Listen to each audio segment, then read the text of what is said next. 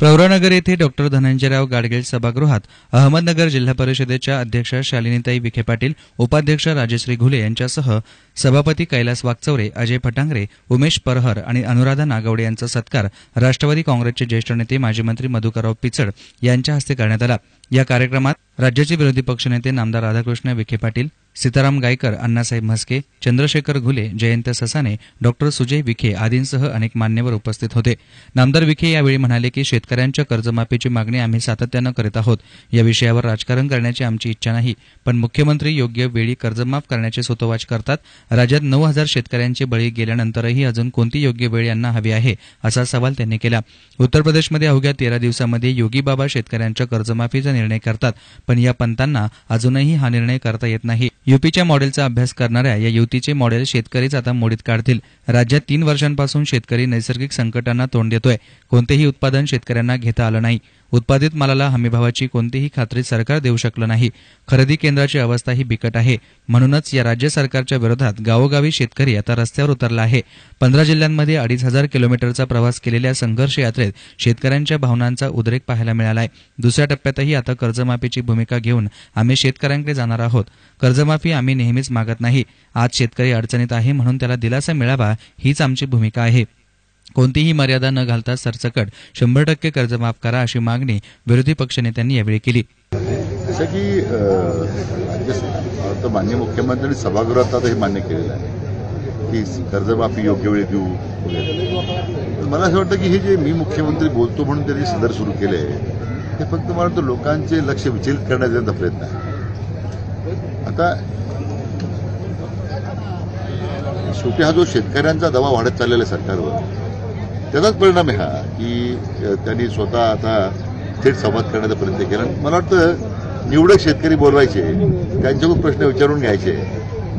एकदा मला वाटतं मुख्यमंत्र्यांनी ह्या सगळ्या माध्यमांमधून लोकांशी बोलण्यापेक्षा थेट लोकांशी संपर्क करावा ना, म्हणजे त्यांना लोकांची भावना कळेल। आणि मला त्यांना हे या निमित्ताने सांगितलं पाहिजे सरकारला की तुम्ही कोणती भूमिका घ्या, कर्जमाफी ही तुम्हाला द्यावीच लागेल आणि कर्जमाफी घेतल्याशिवाय राज्यातला शेतकरी स्वस्त बसणार नाही ही राज्यातल्या शेतकऱ्यांनी आता निर्धार केलेला आहे। शिवसेनेचं खरं म्हणजे हसू झालेलं आहे। माझी अपेक्षा होती की शेतकऱ्यांच्या कर्जमाफीसाठी राजीनाम्याची भाषा करणारी शिवसेना लोकसभेत आपल्या स्वतःच्या खासदाराच्या विमानाच्या प्रवासाच्या बंदीसाठी जाऊन जातात, पण त्यांना एकदा असं वाटलं नाही की आपण शेतकऱ्यांच्या कर्जमाफीसाठी जर धावून गेले असते तर आम्हाला महाराष्ट्राच्या जनतेने ते स्वागत केलं असतं।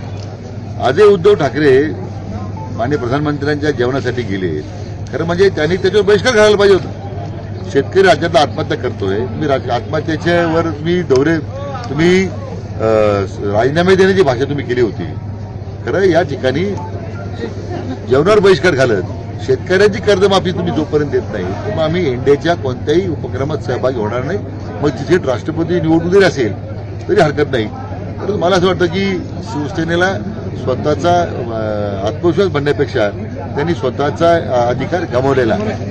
हा तालुक्यातला कार्यक्रम होता, राहता तालुक्यात कार्यक्रम होता, प्रत्येक आता नगरला राष्ट्रवादीने कार्यक्रम सहकार सभागृह घेतलेला आहे, म्हणजे बाळासाहेबांनी संगमनेरला कार्यक्रम घेतला तर आम्ही जाऊ सगळे, त्याची काय अडचण नाहीये। मला असं वाटतं की त्यांचे सगळे पदाधिकारी हजर होते इथे, त्यामुळे असं काही कोणी गैरहजर राहिल्यामुळे असं काही वेगळा अर्थ काढण्याचं कारण नाही।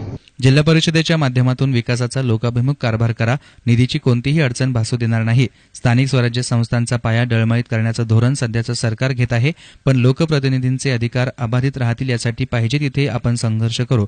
कामाचे आव्हान मोठे आहे, तरीही निळवंडे धरणाच्या कालव्यांसह पश्चिमेकडील पाणी पूर्वेकडे वळवण्याचा आपला संकल्प कायम आहे। नगर उत्तर आणि नगर दक्षिण भागातील दुष्काळी पट्ट्याला न्याय मिळवून देण्यासाठी एकत्रितपणे काम करण्याचे आवाहनही त्यांनी केले।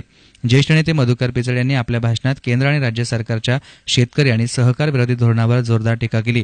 ऊस उत्पादक शेतकरीही अस्थिर करण्याचे काम हे सरकार करीत आहे। राज्यात शेतकऱ्यांचा सुरू असलेला संघर्ष हे सरकार उलथवल्याशिवाय राहणार नाही असा इशारा देतानाच आगामी निवडणुकीमध्ये काँग्रेस आणि राष्ट्रवादी काँग्रेसचे आमदारच जिल्ह्यात निवडून आणण्यासाठी एकत्रित काम करण्याचे त्यांनी सूचित करताना युवकांच्या पाठीशी खंबीरपणे उभे राहण्याची भूमिका आम्ही घेऊ।